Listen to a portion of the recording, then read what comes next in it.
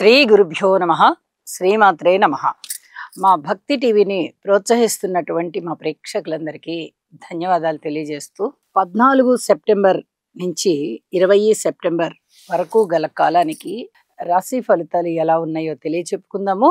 ముందుగా గ్రహ స్థితులు. వృషభ రాశిలో చంద్రుడు ఉన్నారు. ఇక గురువు గారు మిథున రాశిలో, శుక్రాచార్యుల వారు కర్కాటక రాశిలో, రవి బుధ కేతువులు సింహరాశిలో, కుజుడు తులారాశిలో, రాహువు గారు వచ్చేసి కుంభరాశిలో ఉన్నారు. ఇక వక్రించినటువంటి శని గారి యొక్క స్థితి మీనరాశిలో ఉంటూ ఉండగా వారాంతంలోకి 20వ తేదీ సెప్టెంబర్ నాటికి ఏ ఏ గ్రహస్థితులు మారి ఉన్నాయి అంటే చంద్రుని యొక్క స్థితి సింహ రాశిలోకి వెళ్ళి ఉన్నది. అలాగే రవి బుధుల యొక్క స్థితి కన్య రాశిలోకి వచ్చి ఉన్నది. ఇక శుక్రాచార్యుల వారి గారి యొక్క స్థితి సింహరాశిలోకే వచ్చి ఉన్నది. ఈ గ్రహాల యొక్క మార్పు ఏ విధమైన ఫలితాలను ఇస్తుంది, గ్రహ సమ్మేళనాలు ఎలా ఉన్నాయి, అలాగే గ్రహ దృష్టులు ఎలా ఉన్నాయి అని ఒకసారి పరిశీలన చేసినట్టయితే రవి బుధులు బుధ ఆదిత్య యోగంలో యోగిస్తున్నారు. కన్య రాశిలో బుధుడు ఉచ్చలో ఉంటారు కాబట్టి చాలా అద్భుతమైనటువంటి ఫలితాలు ఉంటాయి కన్య రాశిలో. ఇదొక విశేషం కాగా శని గారి దృష్టి పడుతోంది. ఇది మరి ఒక విశేషం అవుతూ ఉన్నది. వైద్య రంగంలో చాలా మంచి మార్పులు జరుగుతాయి. కొత్త కొత్త మందులు వస్తాయి. వైద్య పరిశోధనలు ఫలిస్తూ ఉంటాయి. వైద్య విద్యార్థులకి కానీ, వైద్యులకి కానీ, లేదా వైద్యానికి సంబంధించిన వ్యాపారస్తులకి కానీ, అంటే మెడికల్ షాప్స్, ఈ ల్యాబ్స్ ఇవన్నీ ఉంటాయి కదా, ఇలాంటి వాళ్ళకి కానీ చాలా అద్భుతమైన ఫలితాలు ఉంటాయి. ఏ ఏ రాసుల వారికి ఉంటాయి అనేది రాసుల వివరణలో చెప్పుకుందాం. అలాగే శుక్ర చంద్ర కేతు ఈ 3 గ్రహాల కలయిక ఇక్కడ సింహ రాశిలో జరుగుతుంది. శుక్ర చంద్రుల కలయిక మంచిదే అయినప్పటికీ కేతువుతో కలిసి ఉండడం కానీ, రాహువు గారి దృష్టి ఉండడం కానీ అంత మంచిది కాదు. కాబట్టి కళాకారులు జాగ్రత్తగా ఉండాలి. అన్యోన్య దాంపత్యంలో ఉన్నటువంటి భార్యాభర్తలు కూడా జాగ్రత్తగా ఉండాలి. నిత్యం కలహించుకునే వారికి ఇంకా మనం చెప్పేదేం లేదు. ఆ కలహాలు అలాగే వెళ్తూ ఉంటాయి. కానీ ఎంతో అన్యోన్యంగా ఉండేవారండి అనేటటువంటి భార్యాభర్తల మధ్యలో కూడా ఏమన్నా చిన్నపాటి విభేదాలు వచ్చే అవకాశాలు ఉంటాయి. కాబట్టి జాగ్రత్తగా ఉండాలి. ఏ ఏ రాసుల వారు మరిన్ని జాగ్రత్తలు తీసుకోవాలి అనేది రాసుల్లో చెప్పుకుందాము. అలాగే గురువు గారి యొక్క పంచమ దృష్టి కుజుని మీద ప్రసరిస్తూ ఉంది. కుజుని వల్ల ఏర్పడేటటువంటి దుష్ట ఫలితం ఏదైనా ఉందా అంటే అది తగ్గుతుంది. అది ఎవరెవరికి తగ్గుతుంది అనేది రాసుల వివరణలో చెప్పుకుందాము. ఇక వారాంతంలోకి వెళ్ళేటప్పటికీ ఇవే జరిగి ఉన్నాయి కాబట్టి ఇక రాశి ఫలితాలు తెలియజెప్పుకుందాము. మిథున రాశి వారికి ఈ వారం రోజుల కాలాన్ని గనక పరిశీలించినట్టయితే రాశిలో ఉన్నటువంటి గురువు గారు, ద్వితీయ స్థానంలో ఉన్నటువంటి శుక్రాచార్యుల వారు, తృతీయ స్థానంలో ఉన్నటువంటి రవి బుధ కేతువులు వెరసి 5 గ్రహాలు చాలా అద్భుతమైన ఫలితాలను ఇస్తూ ఉండగా దశమంలో ఉన్నటువంటి శని గారి యొక్క స్థితి కూడా సహకరిస్తోంది. ఉద్యోగ స్థానం. ఇన్ని గ్రహాలు బాగుంటూ ఉండగా వీరికి తిరుగులేని విధంగా ఉంటుంది. ముఖ్యంగా రాశిలో ఉన్నటువంటి గురువు గారు చేసే అద్భుతాలు చాలా ఉంటాయి. కీర్తి ప్రతిష్టలు ఇస్తారు, ధనాన్ని ఇస్తారు, సంతానాన్ని ఇస్తారు, అలాగే భార్యాభర్తల మధ్య అన్యోన్యతనిస్తారు. వివాహం కాని వారికి వివాహం జరుగుతుంది.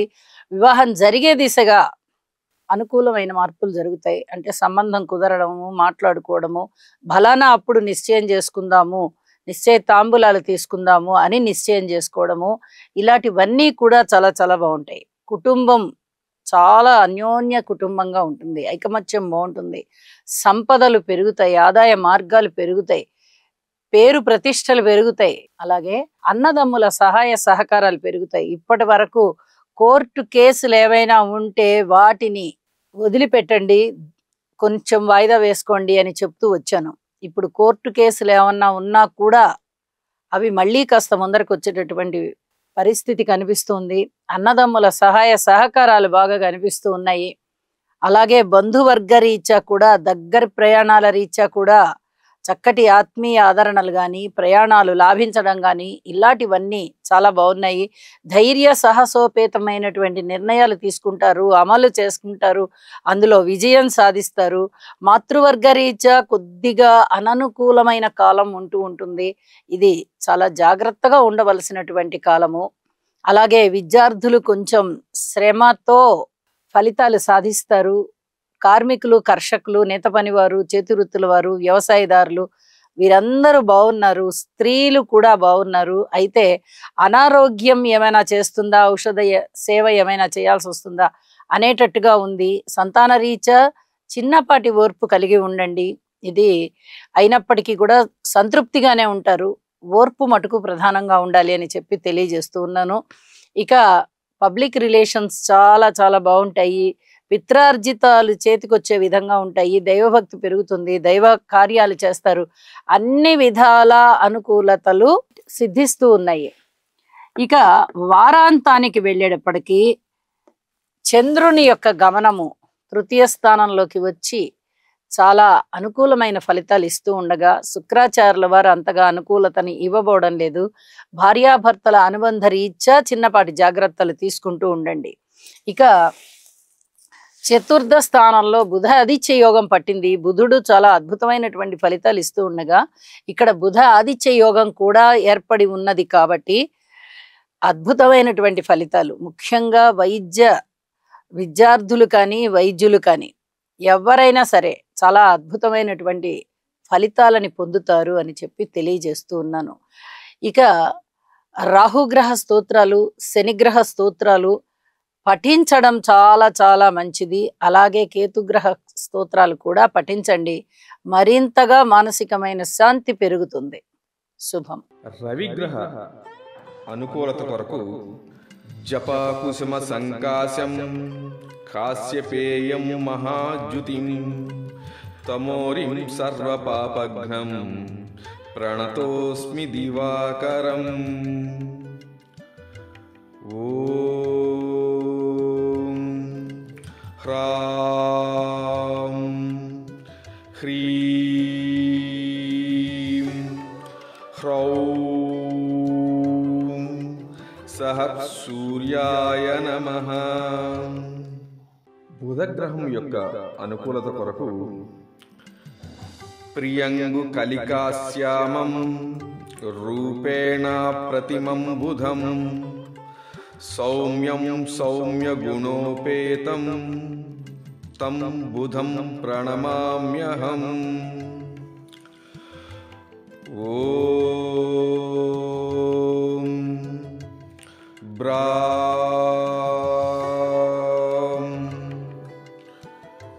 బ్రీం బ్రౌం సహ బుధాయ నమః. కేతుగ్రహం యొక్క అనుకూలత కొరకు ఫలాశ పుష్ప సంకాశం తారకాగ్రహమస్తకం రౌద్రం రౌద్రాత్మకం ఘోరం తం కేతుం ప్రణమామ్యహం. ఓం ప్రాం ప్రీం ప్రౌం సహ కేతవే నమః.